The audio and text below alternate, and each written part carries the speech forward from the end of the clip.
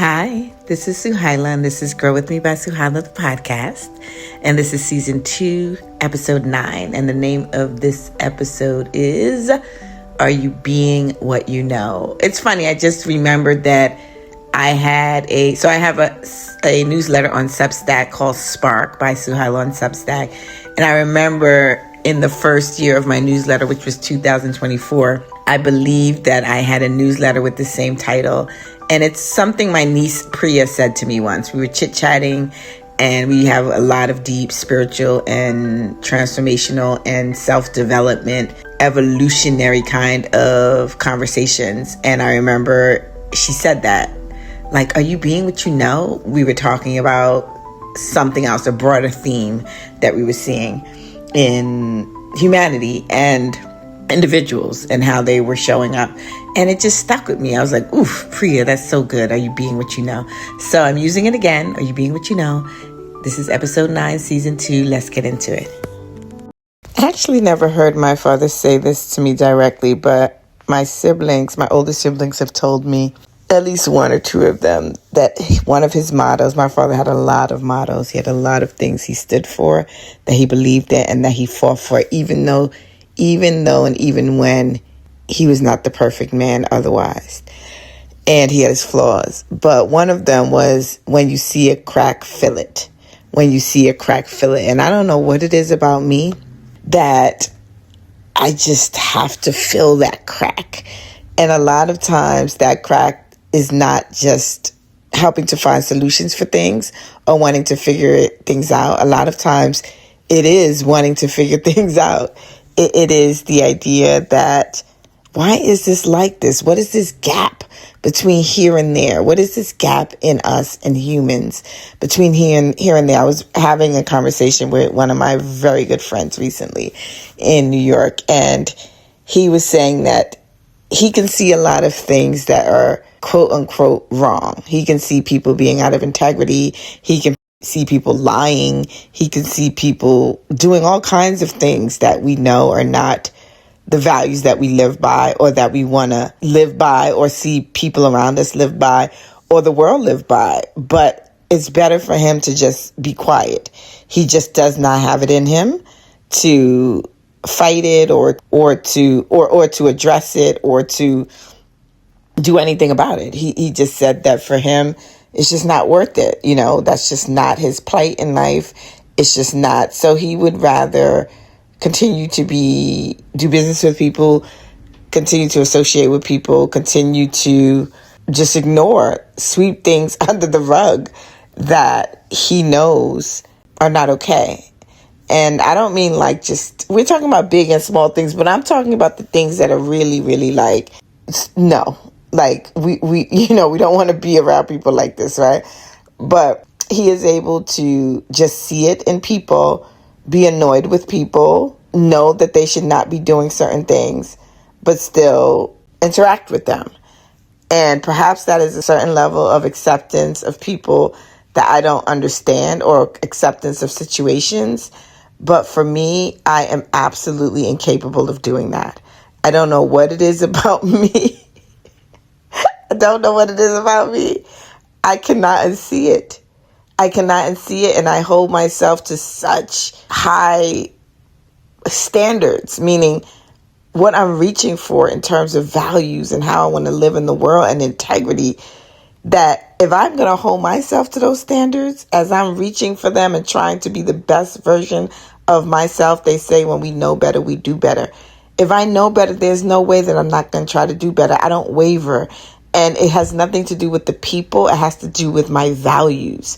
And I've started to realize that values and boundaries are the same thing. Values and boundaries are the same thing. And I guess if you have values, it makes it easier to form boundaries. They go hand in hand. You don't waver because you don't waver. It's what you stand for. Another thing my father used to always say is, you either stand for something or you fall for anything.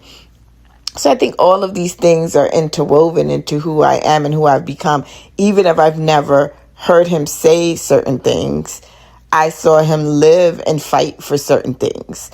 And I just can't I don't know. I don't even think that's about turning the other cheek. It's not about being vindictive or punching somebody in the face if they punch me. It's nothing like that. But I'm going to stand on business. And I hold myself to the fire. And anybody who knows me knows that I will hold myself to the fire. So I do not waver. And that's because my values do not waver. One of the things, I have a healer. Her name is Kim. I did 4 episodes with her of this podcast back in 2025. It was one sitting. We sat down for 2 hours, I feel like it was, if I remember correctly. And that became 4 different episodes all throughout last summer, which was 2025 of this podcast. It was through the month of July, 4 episodes. But Kim has taught me so much as a healer. When I was addressing my trauma, specifically trauma around my family unit, my sibling unit after my mother died, but just in general, Kim has been a great instrument for me in understanding, a great guide for me in getting to understand some of what's going on with me, my PTSD from childhood and childhood trauma, and CPTSD, which is complex post-traumatic stress disorder, which comes from repeated childhood trauma. And Kim has been a great source of understanding, and to me, great source of understanding for me, meaning getting me to understand certain things that I did not understand previously. And one of the things that I have learned, of the many things I have learned from Kim, is that boundaries are not meant to be punitive. You do not put boundaries in place to punish other people, right? You don't say, oh, they did this to me and now I have a boundary. Sometimes that is how you come across and know that you need to have one. But they're for you first. Once you start to understand what they really are, they're for you. You don't do it in response to someone. When she says punitive, you're not punishing someone by having a boundary. They didn't do something and you're like, I now have this boundary. Although that response initially might get you to the place where you know you need to have one, that's not ultimately why we have boundaries. We have boundaries because they're for us. They're our standards. They are what we have decided that we need for our lives. Values are the same way. And this is why I'm saying they're the same, I'm realizing, because they do not waver because of the person, because it's me, because of whatever. Even if I can't always live my values, I'm very aware that I am reaching to live them. They don't waver because it's me. So if I'm being an asshole, I'm being an asshole. And if I don't think that I value assholes, then I'm not living my values, right? Of course, this is nuance, right? Certain circumstances do require you to be an asshole in response to the situation. And I am super aware of myself. It is very rare that I am unconscious about what I'm doing. Even if I decide to curse someone out, I know exactly what I have decided to do in this moment, and then I'll clean it up later with myself internally. Like if it took me off kilter and my nervous system is all out of whack, I don't care. Sometimes, we throwing the baby out with the bathwater. We're going to burn that bridge. All of that. I am down for it. I'm here for it. I stand on business, and I am like that with myself. So I'm definitely going to be like that with other people. So I'm always trying to figure out what is going on with me. What caused this? What is the thing that made me feel like this? Why am I responding to this? 2 things can be true. I can be trying to figure it out. Everything becomes a learning experience for me. It's almost like my life is a parable. Everything is a learning experience for me. Like I could be living it, I could be in it, but I'm also a witness to it at the same time, and I'm observing myself the whole time. And then once I get out of it, I'm like, okay, what just happened here, and how can I just fix this? So within myself first, right? So I can show up differently for others in the world.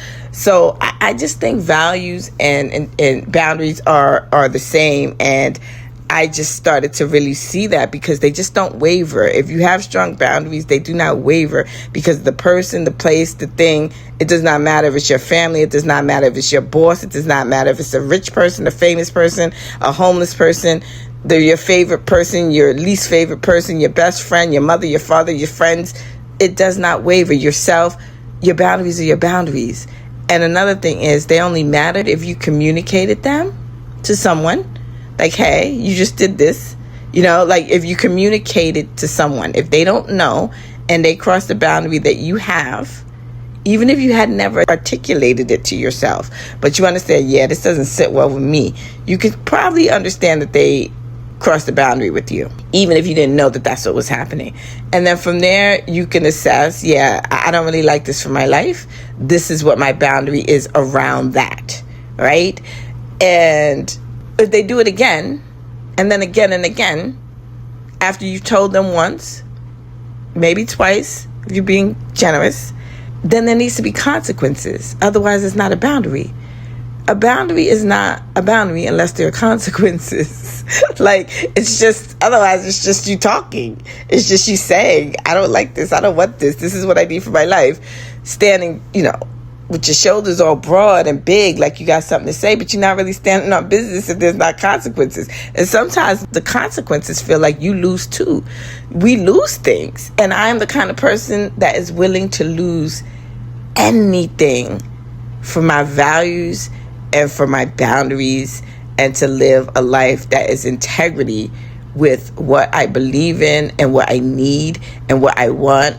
Not only what I want for myself, but what I want for others mostly. So it is truly like, are you treating your brother the way you would treat yourself? And values are no different. These values are for me. If I value integrity, if I value love, if I value kindness, if I value truth, if I value these things, they don't change. I don't just decide, I only value integrity in this. Integrity means doing the right thing even when no one's looking. Or I only value love for this person and not that person. I only value collaboration when it's these people and not this person. I only value kindness when it's someone who's cute or attractive, and then the other people, I'm not kind to them. Or I only value respect when it's a rich person or a successful person, but not when it's a homeless person or unhoused person or someone who works at CVS. My values do not waver. I treat everyone the same. I do not code switch. And I like to think mostly I treat everyone with kindness and respect and love, unless they're crossing a boundary. And it may not feel like that to them, but it's still coming from a place of love and or kindness, because I like to say kindness as opposed to playing nice. Kindness is saying the hard thing. To say the hard thing is kind to yourself mostly. So these things do not waver. So values and boundaries, they're the same thing. They're the same thing. And recently I was talking to someone. We had a little bit of a conflict about a project, and it was strange because it seemed small in the moment, but I couldn't let go of it, because in the middle of the conversation, she said to me, and she'll know who she is when she is listening to this. She's someone very close to me, who I love dearly. And she said she wasn't going to do something because she didn't want to do it. She didn't think it was her job to do this thing when someone else is getting paid to do it. It just blew my mind, because it's a volunteer situation that we're volunteering essentially, or at least I am around this, actually volunteering my time, energy, expertise, effort, skills for this thing in another country. And that's the nature of what the trip is about, what we're doing. So that's something I value, right? I value being of service. It does not matter to me if nobody else is showing up the way they want to show up, or we think they should show up. If I value being of service, I value being of service. Doesn't matter if someone was getting paid $1 million to do the thing that they're supposed to do and they're not doing it. I value being of service. I value community. I value giving my all if I have the ability to do it. Now, we got into it a little bit and we put it to the side after a while. We were talking about it for too long. But if she would have said, I don't want to do this, it was just weird. It was just strange. It was like, so you're not doing this. You're not going to not do this because you don't have the time. You're not going to not do it. And it was something that was only going to take a few minutes. So you're not going to do this because you don't have the time. You're not going to do this because you don't have the skills. You're not going to do this because you don't have the smarts. You're not going to do this because you don't have the ability. You're only not going to do this because you think the other person is getting paid so much and you shouldn't have to do it. I told her we are not the same when it comes to this. What anybody else is doing or how much they got paid to do it, which is an assumption. First of all, we don't even know if that's the case. What does that have to do with me? How I decide to show up has nothing to do with how anybody else has to show up in the context of what I'm talking about. We are all in this together. We are all volunteering for this. The nature of the very thing is to be of service. So why, if I know I have the ability, the capability, and I also can see that a crack needs to be filled, like my father said, if you see a crack, fill it, why would I not try to fill it if I'm able? In a context of a whole situation where everybody's volunteering their skills to make something come to life. That's a filter. That is some filter that has absolutely nothing to do with values, with boundaries, because what kind of boundary is that? I don't even know what that boundary would say. I don't do things if other people get paid to do it. Do you understand how that's exactly what I was saying? That's something that is punitive. You are punishing somebody because you think that this is what they are supposed to be doing. That's punitive. That's not because you're saying I have a boundary that says I can't do something that I don't have the time to do. I'm not going to stretch myself. I'm not going to exhaust myself. I honor myself. So therefore, I won't do this. You understand the difference? The refusal could have been based on her own boundary. It wasn't based on her own boundary, because a boundary is not meant to be punitive. That is punishing someone else because you say that they should be doing this because they are getting paid, which, again, complete assumptions. We don't even know if that's true. So that's what was wild. I'm like, what are you even saying? We have no clue if this person's getting paid. And what the hell does that have to do with us and me? Like, we decided to do this thing, or at least I did. So I don't get it. So you could have still, in that scenario, walked away from it or said no if you had a clear boundary. But I was trying to understand what the boundary was because it wasn't making sense. It was going to take 5 minutes. You're able to do it. You know how to do it. You can do it. We should do it. What's the problem here? Once it starts to have to do with the other person, that's not a boundary. Once it has to do with the other person, that's also not value. That is something else. That is some filter that is going on that I do not understand. But I think most people live in this place and they waver back and forth. You cannot waver back and forth. Stand on business. And you can't be this. Sometimes I feel like people are double-minded. They don't know who they really are. You know, there's a saying in social media, she's exactly who she thinks she is. He's exactly who he thinks she is. We're usually talking about someone who's fly and fabulous and cool, and we see them and we're like, yeah, on the red carpet, yeah, they're exactly that person. They're that person, that it girl, that it guy. Like, they're exactly who they think they are. You know, it's usually in a way of vanity. But a lot of people are not exactly who they think they are. They are double-minded. They switch back and forth based on the circumstances, based on mood. I could be pissed off. It's not going to change. I'm not going to not show up for something because you just pissed me off, or I'm not going to pull back my services if I said I'm doing this for you as a favor. I'm going to see it through. I'm going to see it through because that is my commitment and that's what I promised. Unless you will do something violent or hurt me or do something, I'm likely to see it through, or unless I have to get myself to safety. I don't waver in these ways. And I think so many people waver in these ways and they are not who they think they are.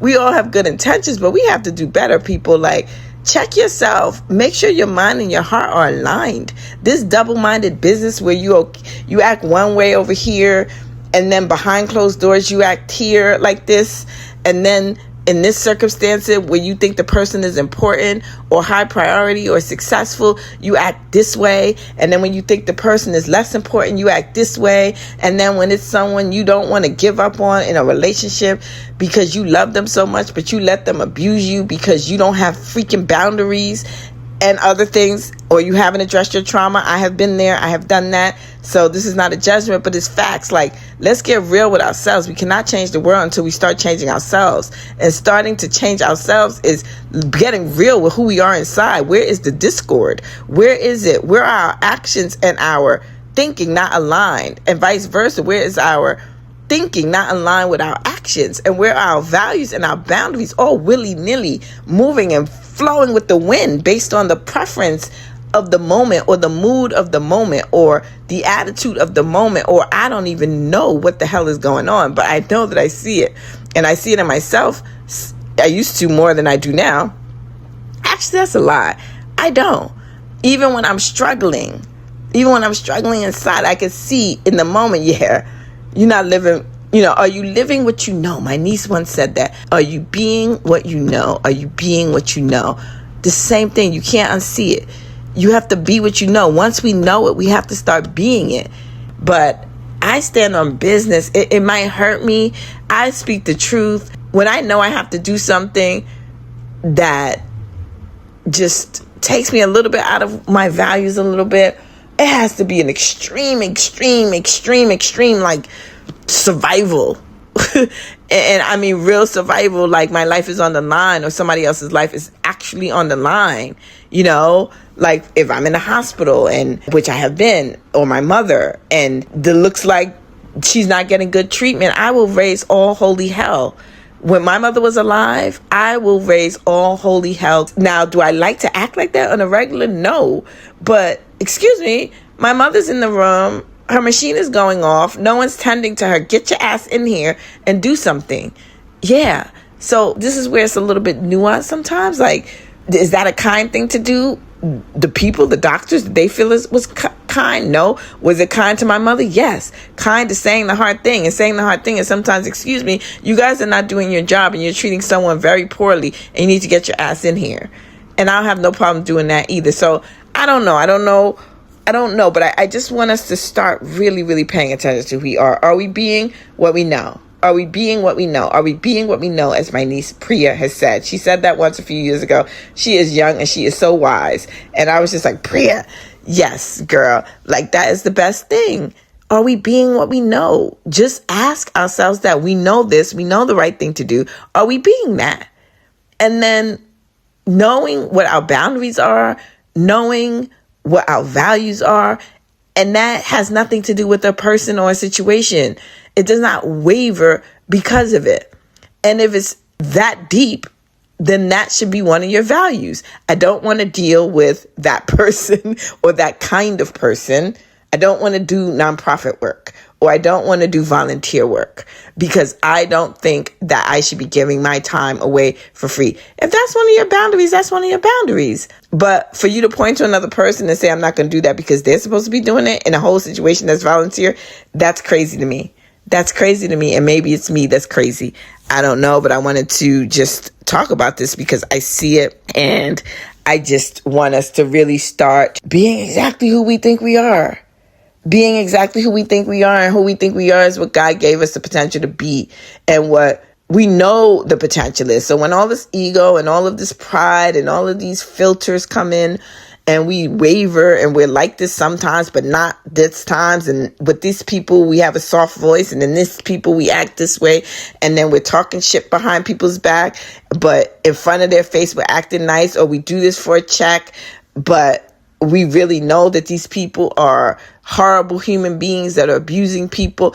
Yo, this is crazy. This is why the world is wishy-washy. So every time you want to look around the world and be like, this place is crazy, we're crazy. Most people are operating in a crazy way in these ways.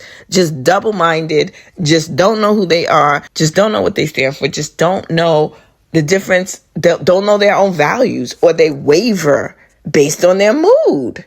I don't understand that. I don't understand it. I hope we can do better. And I think it's about integrity, and integrity is doing the right thing even when no one is looking. So that's what I wanted to say for this. I hope you enjoy it. It's a little bit harsh. It's a little bit truth telling. But if you know me, that's what you know I'm about. And I'm reaching for that all the time. And I am not perfect like my father. I am not perfect. But I do my best to just have a certain standard and even behind closed doors. Anyway, yeah. Thank you for listening. If you are interested in journeying with me a little bit further or a little bit longer, there are a few ways that you can do that. One of the ways is my leadership course. It is called Feminine Leadership, Leading from the Inside Out. It is a mini course. It is self-guided. It is soft. It is gentle. It is easy. You can do it anywhere. It's a PDF. You can download it. It is not the traditional leadership language mumbo jumbo. It's not heavy hitting. It's not heavy. It's not heady. And it's easy to download, and it's on Gumroad. So wherever you are listening to this podcast, whether you're on Spotify, Apple Podcasts, iHeartRadio, Amazon Music, Podcasts, wherever you are, in every episode you will see an episode description. Beneath the description, down below, but before you get to my bio, which is all the way at the bottom, between those two areas, you will see a bunch of links. Amongst those links is the link for Feminine Leadership, Leading from the Inside Out. You can click there. It will take you to Gumroad, and you can download it right now. It's priced at $37. Quick and simple, easy, breezy. If you're interested, check it out. I also have a book, Awaken the Brand by Suhailah, Unleash Your Personal Potential Through Building Your Brand.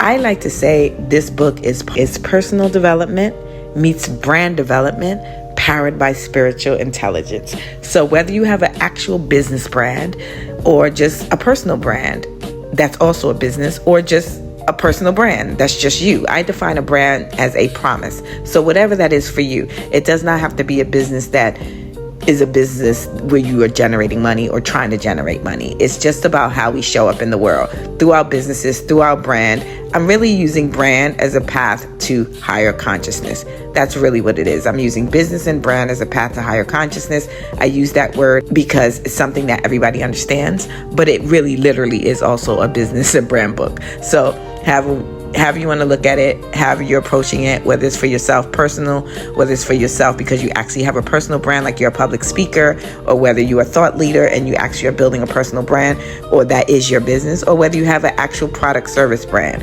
It's for everybody. So you can also check that down below. I have another course. It's also called Awaken the Brand. It's what the book came from. The course came first, the book came second. So you can check that out below. That's on Teachable and Gumroad as well. And then I have a newsletter called Spark by Suhailah, and it is on Substack. Those are all of my offerings. If you're interested in any of them, you will find them below. Have a wonderful day. Sending you light and love.